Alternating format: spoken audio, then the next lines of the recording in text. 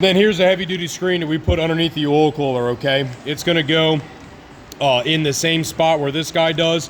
It's got like a little sealing O-ring here. It's a stainless steel like bracket that has like a nice stainless steel mesh on the inside. This thing is cleanable. Unlike that, this thing's not gonna break apart under 100 PSI of oil pressure or whatever it gets. This one might, and it does actually. These guys, these little window screens, they always blow out. And once they blow out, all that crap that you see right there goes right to your H-pop, right to your IPR, then the truck's a crank no start. This thing right here has a little spring right here, so that once you actually install this underneath the oil cooler smashes down on top of that. This can't move, okay? It's under spring tension. It cannot move. You got a nice stainless steel screen, nice little O-ring right there.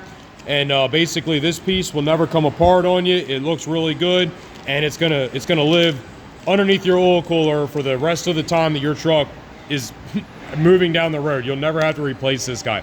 You can clean it and you can reuse it. Just make sure that anytime you have the oil cooler out, you always clean the passage between the oil cooler and the oil pump, and you install a new one of these. If you want to install a new one of these, you know, because this comes with your oil cooler kit, it doesn't cost any extra money, that's fine, but just know that this has a real shelf life. Dirty, crappy oil or any kind of oiling problems, this thing might only last a couple of years, but pretty much any oil cooler that I've ever taken apart that's got more than, 5 to 10 years on it, these screens are blown out, and that's one of the things that makes these 6 liters unreliable. This right here. So anytime this, we get a truck here at Marty's Diesel, part of the Marty's Diesel treatment is to make sure that it gets one of these stainless steel screens underneath the oil cooler, as long as the customer is okay with it, because I think it adds about $100 to the bill. But to me, this is $100 well spent.